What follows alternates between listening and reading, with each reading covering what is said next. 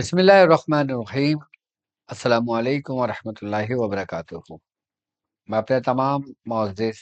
اپنے ہم سفر ساتھیوں کو، اپنے تمام پیر بھائیوں کو، اپنے تمام مریدین کو، اپنے تمام عقیدت مندوں کو،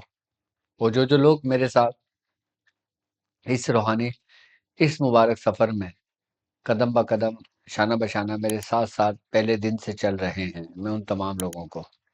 اور بالخصوص وہ لوگ کہ جو سورہ قریش کے کارواں میں شامل ہیں، کہ جو دنیا میں جہاں کہیں سے بھی تعلق رکھتے ہیں،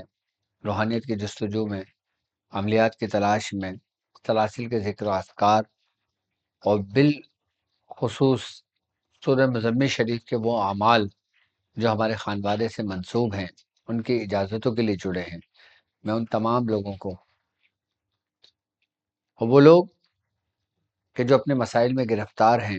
پریشان ہیں، اور وہ چاہتے ہیں کہ قرآن اور سنت کی روشنی میں ان کو ان کے مسائل کا حل ملے، میں ایسے تمام لوگوں کو اپنے آفیشیل یوٹیوب چینل ڈاکٹر عبد الواجد شاذلی میں ایک بار پھر راہ عملیات سیزن 3 کے ایپیسوڈ 11 میں خوش آمدید کہتا ہوں، اور یہ بھی امید کرتا ہوں کہ آپ تمام لوگ خیریت سے ہوں گے۔ الحمدللہ ہمارا یہ کامیابی کا اور یہ مبارک سفر اپنی منزل کی طرف آگے رواں دواں ہے، اور ہم ایسے مبارک مہینے میں شامل ہیں کہ جس کے بارے میں اولیاء کاملین کا فرمان ہے کہ جو شخص اس شعبان میں اپنی عبادتوں میں اضافہ کر دیتا ہے، اللہ رب العزت کی رحمت اس کو اپنے سائے میں لے لیتی ہے، اور وہ شخص بخش دیا جاتا ہے، یہاں تک کہ آپ کے وہ پیارے جو آپ کی دنیا سے رخصت ہو گئے ہیں، کہ جن کے نامہ اعمال تک بند کر دیے گئے ہیں، یہاں تک کہ اولیاء کاملین فرماتے ہیں کہ اگر ان کے حق میں بھی دعا کی جائے اور ان کے لیے بھی سورہ یاسین پڑھی جائے تو اللہ رب العزت اس کی برکت سے آپ کے مرحومین کی بھی مغفرت کر دیتا ہے، یہاں تک کہ ایسے لوگوں کی بھی مغفرت کر دی جاتی ہے کہ جن پر جہنم واجب ہو چکی ہوتی ہے، اور یہاں تک ہمیں حدیثوں میں ملتا ہے کہ شعبان کا مہینہ وہ مہینہ ہے کہ جس میں اللہ رب العزت اتنے لوگوں کو جہنم کی آگ سے نجات دیتا ہے کہ جیسے لا تعداد، کہ جن کو اللہ رب العزت بخش دیتا ہے۔ اور اگر ہم شعبان کے مہینے کے اندر اگر ہم اس پہ غور و فکر کرتے ہیں، شعبان ہم لفظ کو دیکھتے ہیں کہ جو 5 حرفوں سے مل کر بنا ہے، یعنی کہ شین، عین، بے، الف اور نون، یہ 5 حرف مل کے لفظ بنتا ہے شعبان۔ دراصل یہ ہمارے 5 باطن کے رازوں پر ایک مشتمل ایک رار ایک اثر رکھتا ہے، کہ جن میں سب سے پہلا لفظ اگر شین ہے تو بزرگ فرماتے ہیں کہ شین سے رحمت کی شاخیں جو کائنات میں پھیلتی ہیں، عین روح کی حقیقت کے عروج پر کھڑا کرتا ہے، بے سے بندگی کا وہ باب کہ جہاں سے فیض کے رستے کھلتے ہیں، الف الفت الہی کی استقامت ہے، اور نون وہ نور ہے جو قلب کو نجات کی منزل دکھاتا ہے۔ اگر ہم اس کی نومیریکل ویلیو نکالتے ہیں، اس کے عدد کی طرف دیکھتے ہیں کہ اس کے قمری عدد کتنے بنتے ہیں، اور اس قمری عددوں کے رازوں میں کیا راز ہے، اس پہ ہم تھوڑی سی اگر توجہ کرتے ہیں تو ہمیں پتہ لگے گا کہ اس مہینے میں عبادت کرنا کتنا افضل ہے، اور کتنے فیصد اس کا ثواب بڑھا دیا جاتا ہے، اس کی عبادت کا درجہ بلند کر دیا جاتا ہے۔ تو شین کے جس کے عدد بنتے ہیں 300، عین کے عدد بنتے ہیں 70، بے کے عدد بنتے ہیں 2، الف کا بنتا ہے 1، نون کے بنتے ہیں 50، اور اگر ہم تمام عددوں کو ایک جگہ جمع کر لیتے ہیں تو ہمارے پاس حاصل ہوتا ہے 423 عدد، یعنی کہ 423، 423، 423۔ اب 423 کو ہم اگر مفرد میں لے کر آ جاتے ہیں تو یہ عدد بنتا ہے 9 کا، اور 9 کا عدد کے بارے میں کہ علم الاعداد کی دنیا میں 9 کا جو عدد ہے یہ پورا حاکم، پورا محکوم، پورا یہ سلطان کی حیثیت رکھتا ہے، یہ بادشاہ کی حیثیت رکھتا ہے۔ علم العدد میں 9 کا حصہ حرف توئی کی نومیریکل ویلیو ہے جو تمام عددوں کو اپنے دائرے کے اندر لیے ہوئے ہے، یعنی کہ اس کے اندر وہ کمال اور وہ جلال ہے اس 9 کے ہندسے کے اندر۔ اب اگر ہم 423 کو دیکھتے ہیں، اگر ہم 4 کے ہندسے کو دیکھتے ہیں تو 4 کے ہندسے سے مراد یہ ہے کہ اس میں زمین کی چاروں سمت یعنی کہ عناصر اربع کی یہ نمائندگی کرتا ہے جو 4 کا ہندسہ ہے۔ اچھا، جو 2 کا ہندسہ ہے اس کے بارے میں ہے کہ اس جوڑے، یہ اس تعلق کی علامت ہے جو بندہ اور رب کے درمیان ہے۔ یہ جو 2 ہے نا،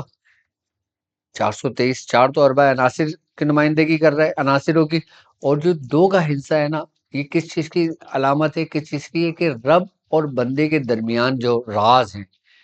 یہ اس کی نمائندگی کرتا ہے۔ اور جو 3 کا ہندسہ ہے نا، یہ 3 کا حصہ ہے، یہ وہ توازن ہے جو جسم، روح اور عقل کے درمیان پیدا ہوتا ہے، اور جب یہ تینوں توانائیاں ایک جگہ یکجا ہو جاتی ہیں تو 9 کا عدد برآمد ہوتا ہے، یعنی کہ 4 2 3 عدد بنا 9۔ اس لیے اسے عدد ناطق کہا جاتا ہے۔ کیا کہا جاتا ہے؟ عدد ناطق کہا جاتا ہے، یعنی کہ وہ عدد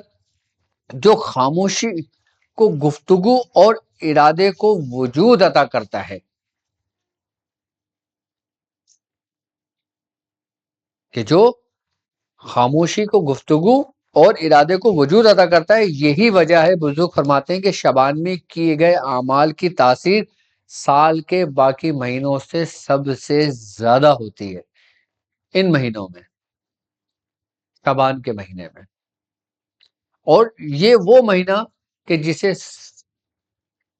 سرکار دو عالم صلی اللہ علیہ وآلہ وسلم کا فرمان ہے کہ یہ میرا مہینہ ہے، یہ شہر رسول ہے، شعبان کا مہینہ۔ اور اگر ہم حرف توئیں کو دیکھتے ہیں تو توئیں کی جو نومیریکل ویلیو ہے نا وہ ہے 9، اور شعبان کے ٹوٹل عددوں کا مجموعہ بنتا ہے 9۔ اور قرآن کی جو سورت طارق ہے، اس سورہ طارق کا جو پہلا حرف ہے توئیں، جس کا عدد 9 بنتا ہے، اور وہی رسول اللہ صلی اللہ علیہ وآلہ وسلم کی ذات اقدس ہے، والسماء والطارق۔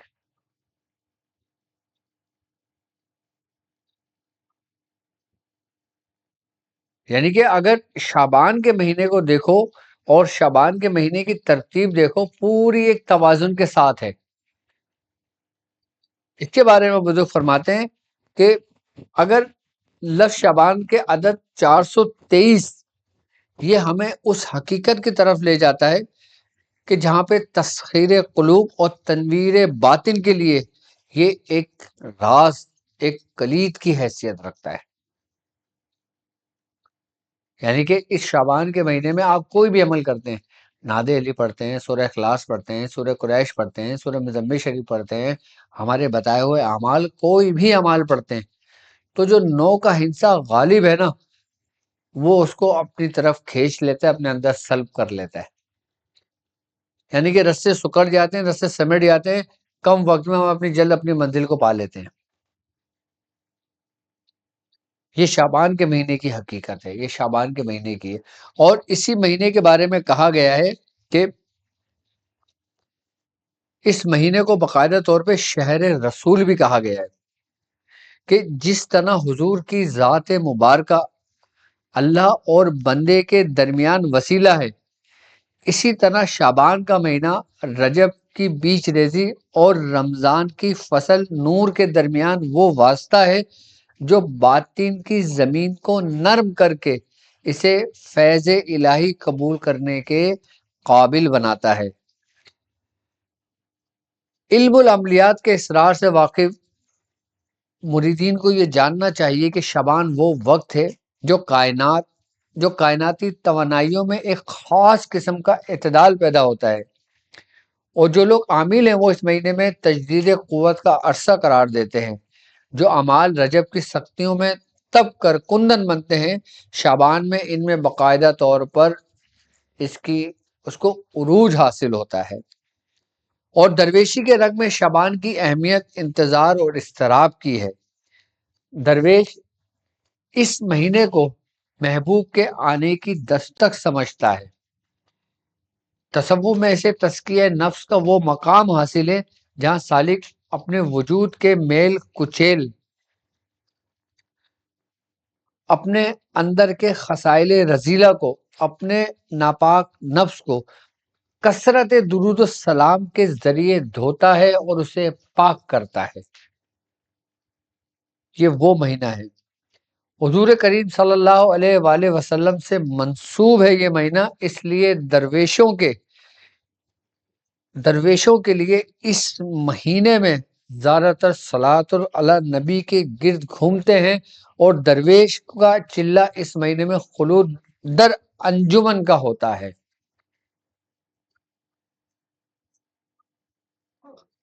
یعنی کہ یہ وہ مہینہ ہے کہ جس میں درویش رقص کرتے ہیں،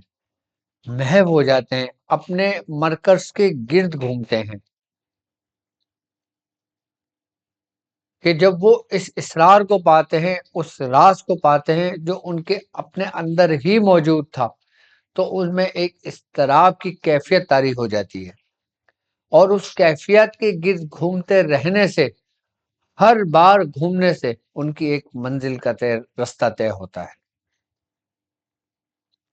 اور یہ کیفیت، یہ حالات، یہ معاملات اس وقت انسان پر وارد ہوتے ہیں کہ جب وہ آخری پہر میں اپنے رب کو اپنے اندر اس سے کلام کرتا ہے اور اس کو یاد کرتا ہے۔ کہ جس طرح جب انسان کے اندر کیفیت بدلتی ہے، کیفیت بنتی ہے، تو وہ اپنے باطن سے نکل کر، اپنے وجود کو چھوڑ کر رقص کرنے لگتا ہے۔ کہ شعبان کا مہینہ وہ مہینہ کہ جس میں محبوب سے اس کا ملن ہوتا ہے، کہ وہ ہر دنیا کی ہر قیمتی شے سے ہاتھ اٹھا کر اپنے رب کے حضور، اپنے محبوب کے حضور وہ پیش ہو جاتا ہے۔ کہ جو کچھ بھی کائنات میں بکھری ہوئی لہریں ہیں، کائنات میں بکھری ہوئی شے ہیں، وہ تمام کے تمام شعبان کے مہینے میں سمٹ کر ایک مرکز پر آ جاتی ہیں۔ اور سالکوں کے لیے یہ وہ مہینہ ہے کہ جس مہینے کو کہا جاتا ہے کہ یہ ملن کا مہینہ ہے۔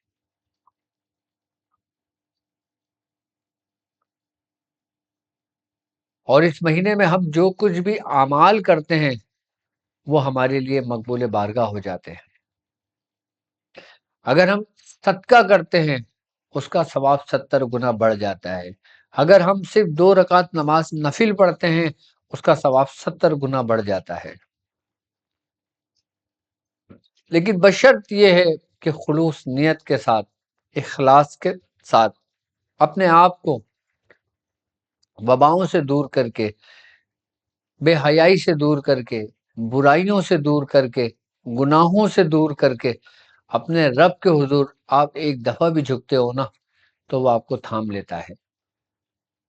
جیسے کہ حدیث قدسی میں ہے کہ اللہ رب العزت فرماتا ہے کہ میرے بندے تو میری طرف 1 قدم چل، میں تیری طرف 10 قدم چل کے تجھے تھام لوں گا۔ بشرط یہ کہ پہلا قدم آپ نے اٹھانا ہے، اور پھر ہر قدم پہ آپ کو سہارا ہی سہارا ہے۔